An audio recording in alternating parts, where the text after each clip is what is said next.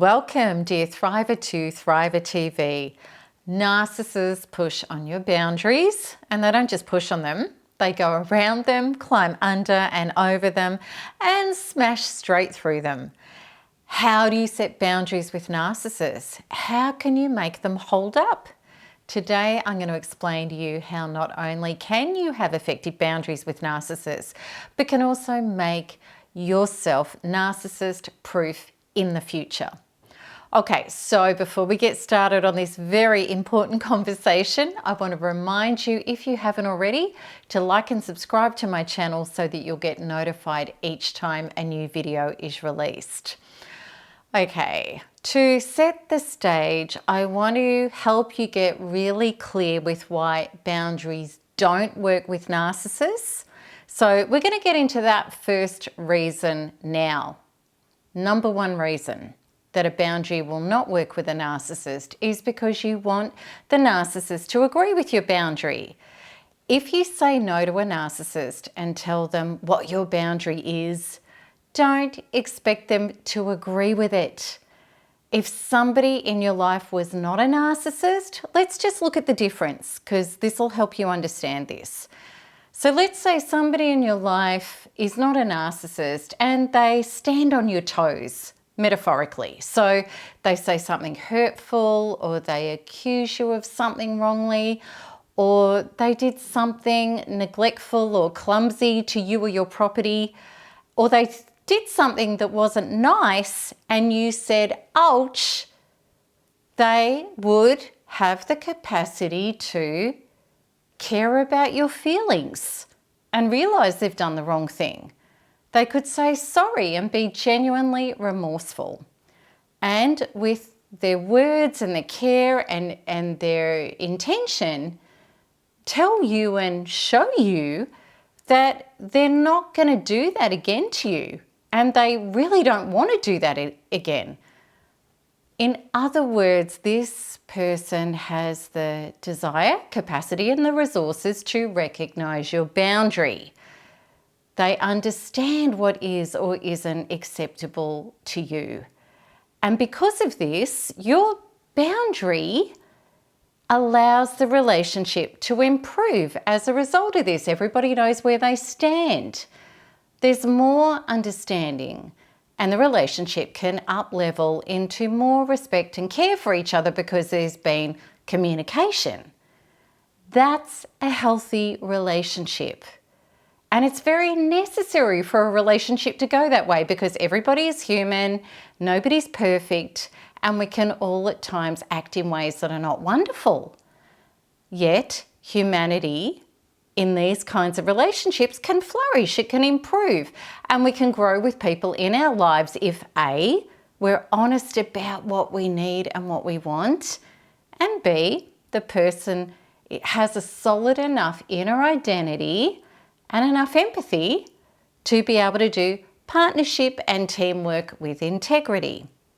Now, here is how your ouch goes down with a narcissist when they step on your toes, by doing something abusive, uncaring, or nasty, which sadly is often with a narcissist.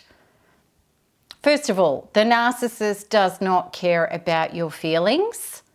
Therefore, they're going to spin the blame back on you, argue with you, minimalize you, and tell you that you're just being argumentative, you've got it wrong.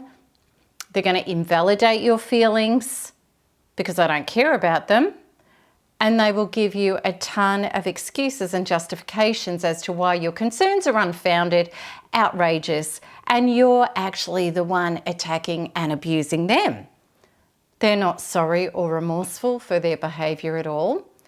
And they're not interested in taking any responsibility for their behaviour or changing how they behave. And therefore, the narcissist is going to continually re-offend and do the same thing over and over and over.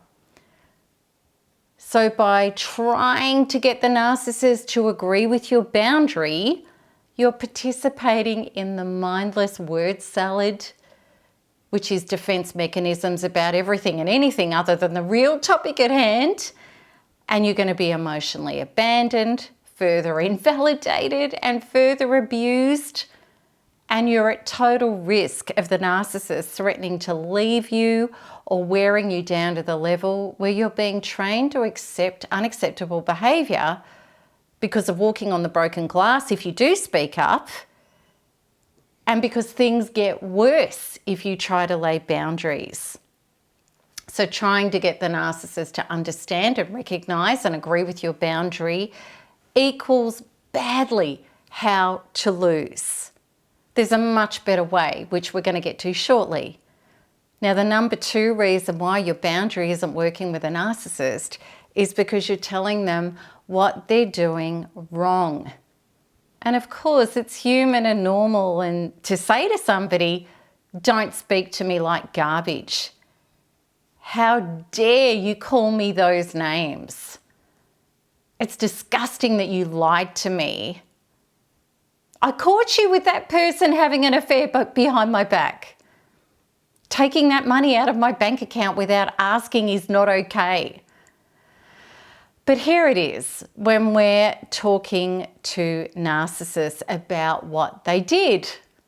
First of all, they do things that are not humanity, they're not caring, like incredibly abusive name calling, insane pathological lies, malicious and even criminal actions, adulterous betrayals, things that make our heads spin, really out of bounds behaviour.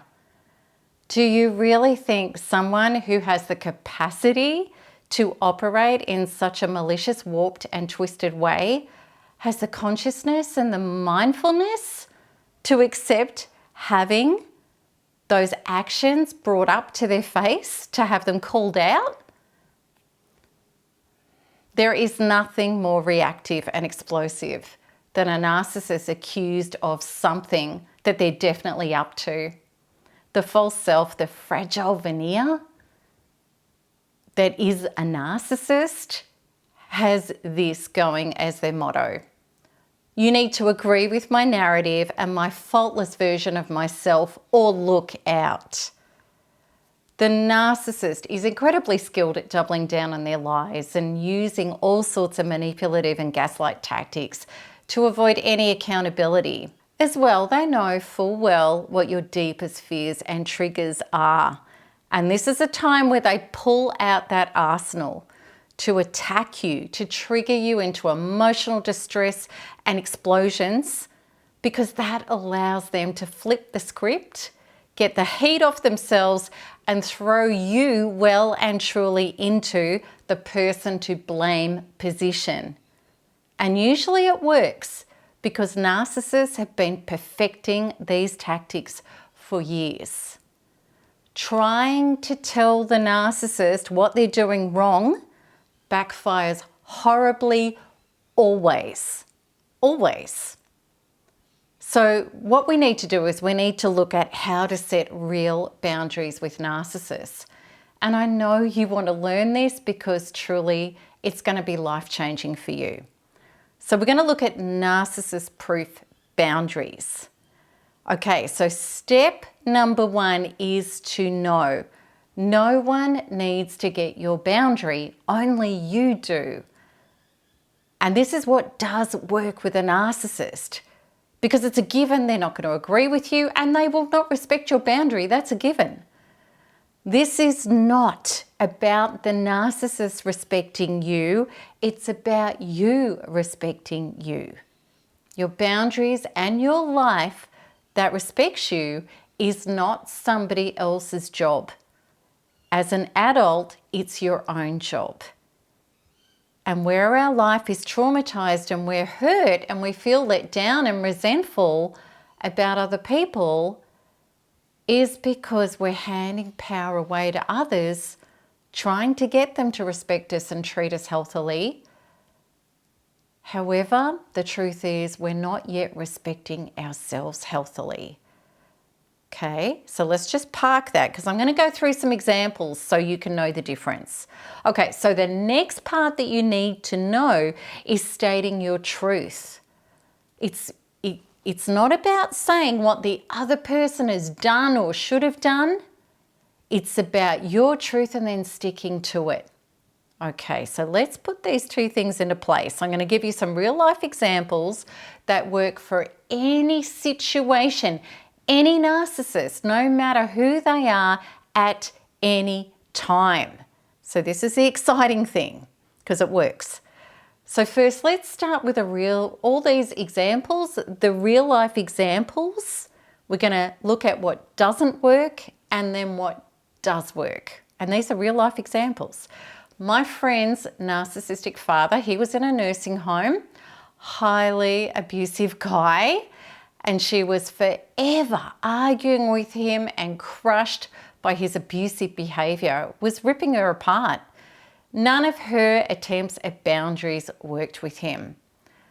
Okay, my friend, she healed with NARP, the Narcissistic Abuse Recovery Program, and then she got really clear and she emailed him about her truth of what she would only accept from him.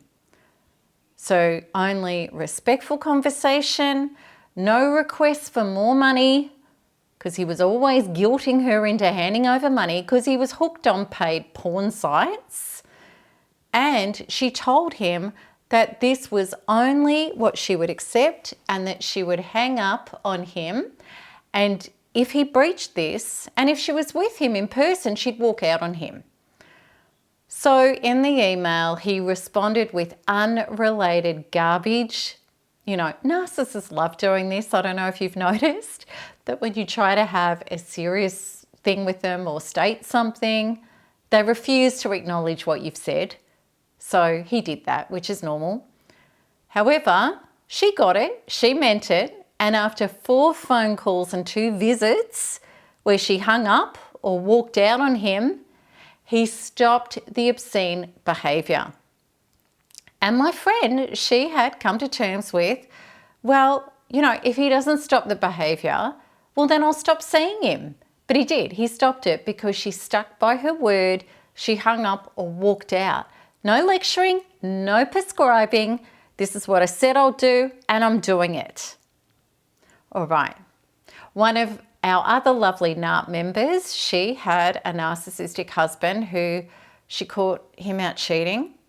He disrespected her. He blamed her for his affairs, and he was incredibly abusive.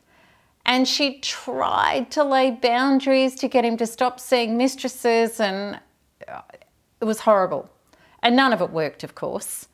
Then, as a result of healing with NARP, she took back her power. She realized boundaries were her job, and she stood in her truth for herself, that she would only accept kindness, integrity, honesty, and monogamy. And she stated this to him. And of course, he didn't agree, he didn't stand up, he didn't have the resources to, and she left him. She left him. This was a true boundary, which is, here is my truth, join me if it's your truth, and if not, I'll go live this truth anyway. And I want you to feel in your body how powerful that is. One of our NARP members, a great guy, he was co-parenting with a narcissistic ex, and she was continually blaming him. She was playing victim about everything he'd done to her, and she was bleeding him dry of time and money. She was controlling him, even though they'd separated, which is normal. And he was trying to lecture and prescribe to her about what she was doing and how she needed to stop it and all the stuff. That was his old boundaries. And of course, it didn't stop her behaviour, it just fed her more. After doing the inner work with NARP, he got very clear on his involvement with the children as a parallel parent rather than trying to co-parent. And he told her what he would and wouldn't agree to. And then he only responded to what he said he would agree to, and he refused to participate or reply to what he wouldn't. And it only took a few weeks before, without getting any energy from him hooking in, she stopped. She wasn't getting a feed. There was nowhere to go. So what can derail you stepping forward into Thriver boundaries, which is your clarity, you getting it, and you having your line in the sand. What can derail that? Because you might think, and it's really normal as you're hearing this stuff, you might go, okay, logically I understand this, but Melanie, that's much easier said than done. And you're right, it is easier said than done until you've done the inner emotional work. There are many things within us that can derail us and make us give up that position. And the first one, which is really normal, is of course you want this person to get it and you want them to care about you. You know, maybe this is a parent, maybe this is your child, maybe this is somebody that you really wanted to love and be loved by. And you want them to care about you. It's hard to let go at that level. But negative, a narcissist doesn't. They don't care about you and they don't have the capacity. So that part of ourselves inside that has a need for that needs to be healed, needs to be released, so it's not derailing you. Or you may have incredible guilt about setting such boundaries. Will this person hate me? Will other people, like other family members, think I'm a bad person? Am I a bad person for taking this position? This needs to be healed within you.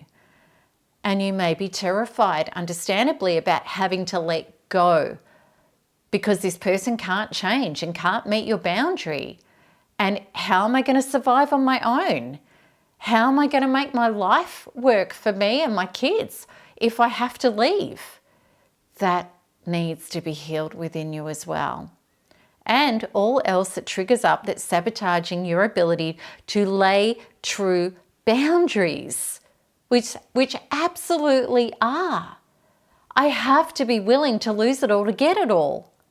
And if I don't stand for my truth, I'll fall for everything. And what I accept is exactly what I'm going to continue to get. So, if you want to get aligned with all of this, then I really can't recommend NARP enough, which is exactly what these three people did to get to that level. And the link is with this video and you'll see it in the show notes. So I hope this makes sense. I hope it simplifies it for you. And I hope that you can really sense inside of yourself how much your life will change with Thriver boundary setting. All right, and until next one, keep smiling, keep healing, and keep thriving because there's nothing else to do. Lots of love. Bye-bye.